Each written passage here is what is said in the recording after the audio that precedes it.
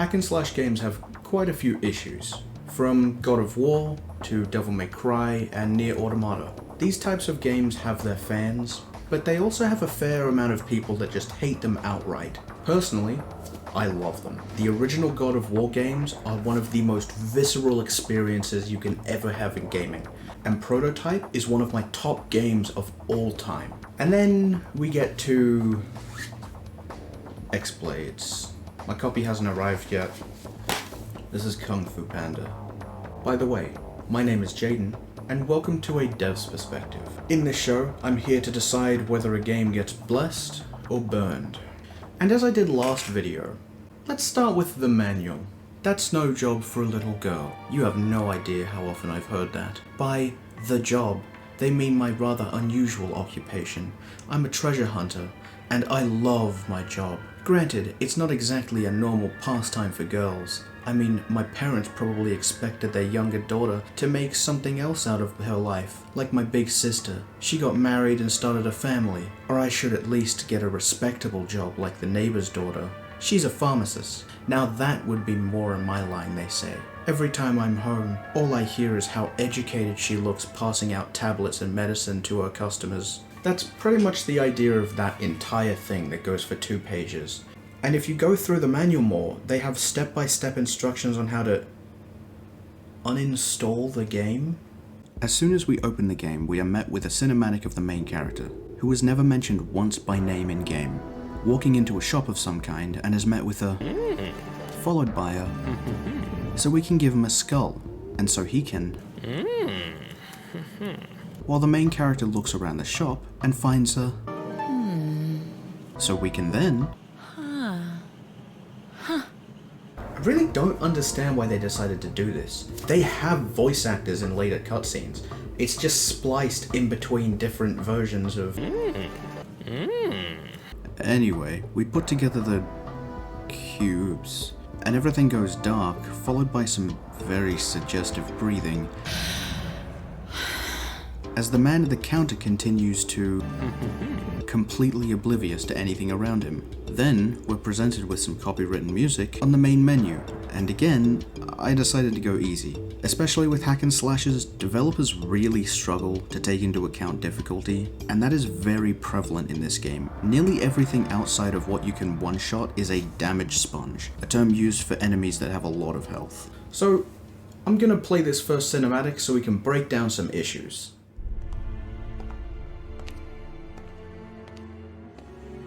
I'm a treasure hunter, and frankly, I'm the best there is. I've traveled all over the world in search of treasure, and I've found riches beyond imagination. Oh, and I always work alone. Why would I want a partner? Psh, I'd have to share the loot. About a year ago, I found a map of some ruins in a crumpled old book. Another empty city run down by the passage of time. But, according to legend, hidden in the ruins was an artifact of incredible power.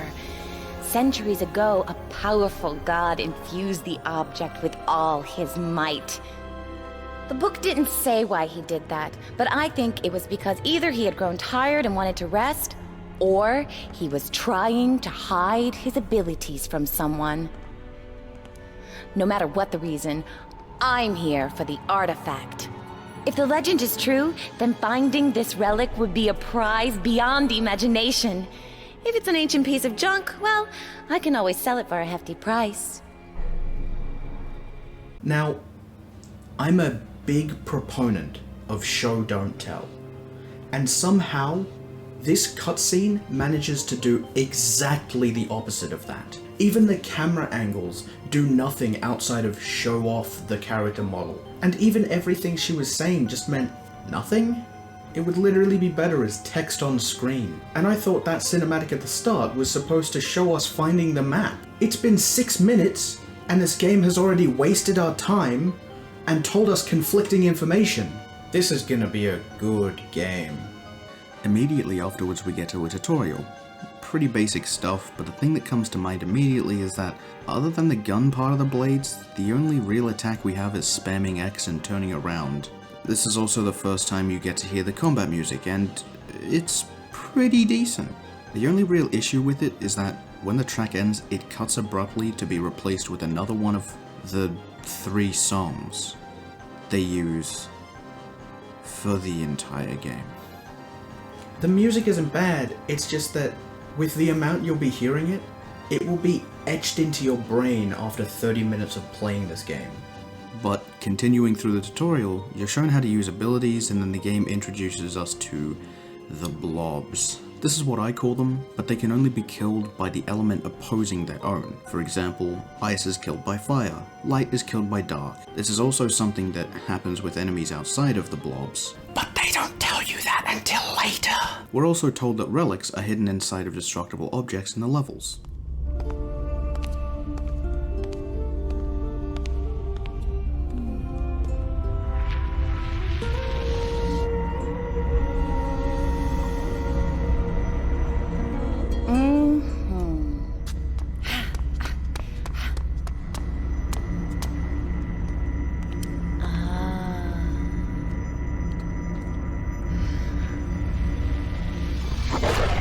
Stop!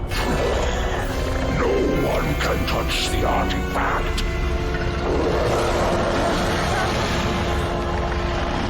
How did you find the temple? How is anyone still alive who knows the way here? The power it contains is fatal to humans. Go away before it's too late. Yeah, right. It was a long journey to this place, and I'm not going back. What? If you have voice actors, why does it take you this long to talk? And why aren't you replying to anything the cat said for a whole minute? What is the point of this cutscene? Don't do that! What was that? How'd you manage to fuck up the first cutscene so colossally? This is the thing to get you hooked into the game, make people interested. Even Dark's PowerPoint presentations made me more interested than this. At least they were acted. So we get to the first boss fight, and it immediately shows us one of the largest issues with the game. The bosses are immune to everything except for specific elements. And that's not too much of an issue for other games, but there's literally no indicator on what element it is, so half the time you're just fucking around in menus trying to figure it out unless you get lucky and already have the abilities equipped. A lot of the enemies in this game have that issue as well, and you only have 4 buttons to bind abilities to, so if you don't have the right ones equipped, you need to go into the menus, find which element you need, use it, and if it works, then go back to the menu and bind it to a button. Oh, and 2 other great things. You need Rage to cast abilities, which, by the way, depletes constantly even while fighting. And some enemies, even while looking exactly the fucking same, change resistances for no reason without any hints. Other than that, these cutscenes are a mess. The camera just zooms around for absolutely no reason whatsoever, and the voice acting is terrible. I don't really want to pin that on the voice actors themselves. It does sound like they're trying when they can. It just seems to me like there was absolutely no direction at all. Everything about this feels so cobbled together at the last moment. Who published this again? Wait, who made this then? Okay, Topware Interactive, what have they made?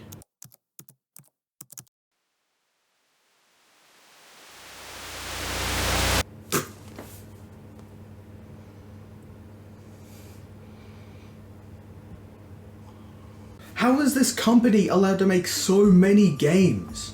How did Gaijin look at this company and say, yes, I believe the creators of Two Worlds and Ostrich Runner will make a beautiful game for us. And the first boss is probably the best one in the game. I'm not joking. This is about as good as it gets. And you want to know why? Because every other boss is exactly the same experience, but worse.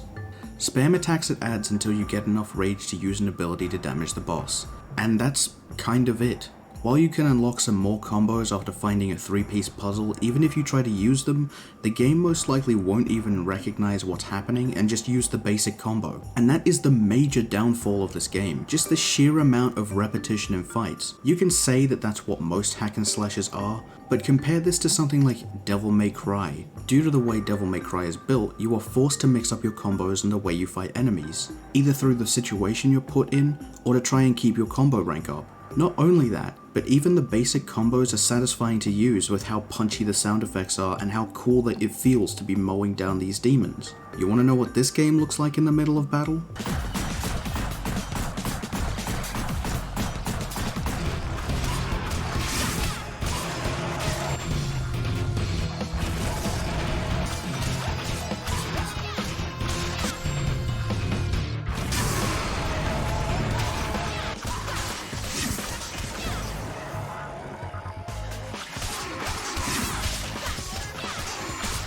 And the worst part about this game is that I can see the potential here. And there's stuff here that, while not probably making the greatest game ever, could still be really good. But instead, to mix up gameplay, you get stuff like this.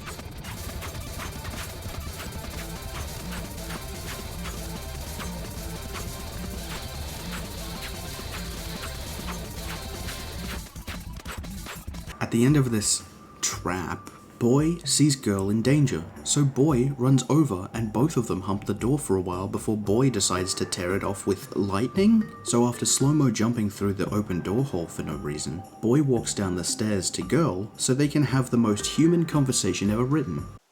Are you all right? What was that?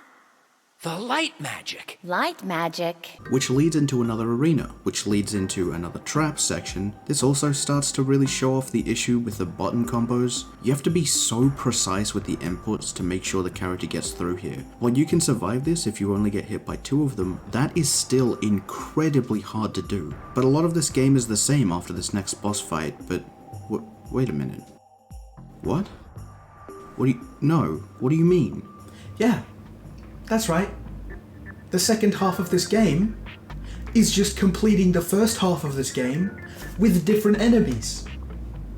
Now look, I'm all for reusing content in smart ways, but the point there is smart. Forcing the player to go back through the same levels again because you can't be bothered making new levels or don't know how to progress the story is just lazy. It would be fine if some things were changed.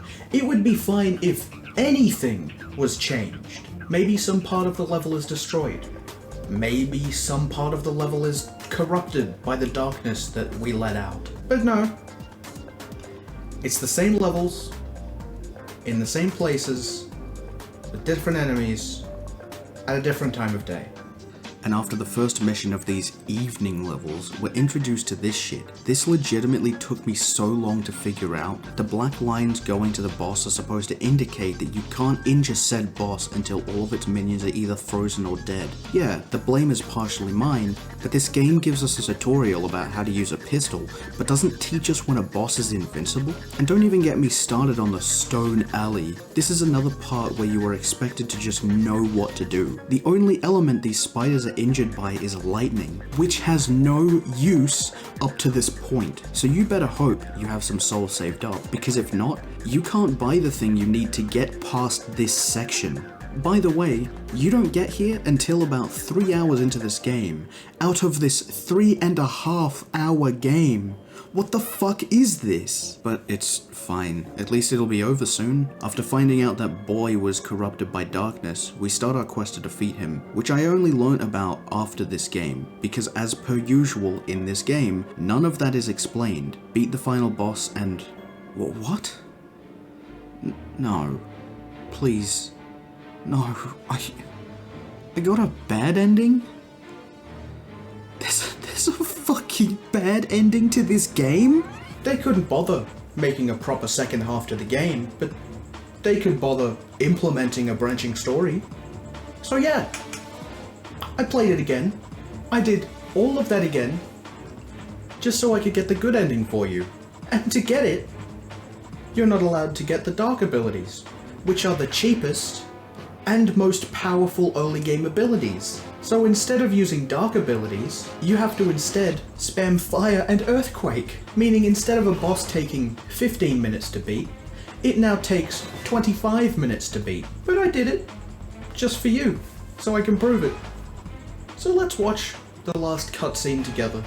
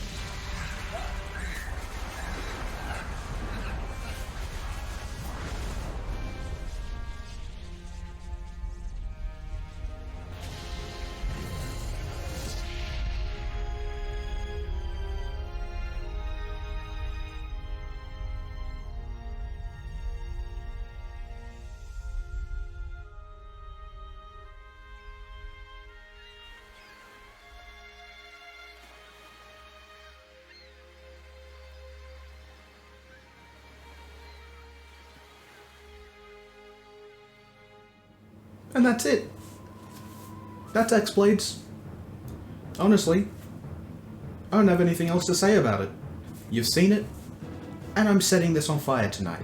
I think that the worst sin this game commits is that it is an attempt at a game. In anyone else's hand, it could genuinely have been really good, but this is Topware, and apparently that's not an option for them. So, thanks for watching.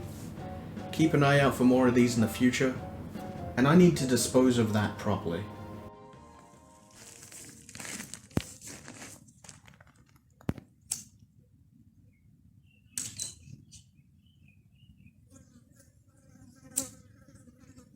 Didn't work very well.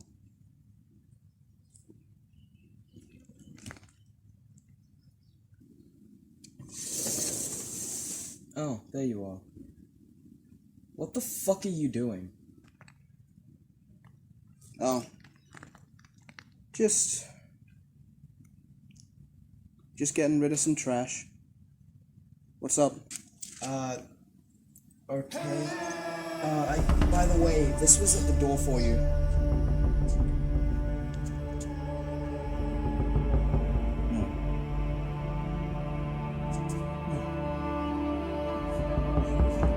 What have you done? Do you know what this is?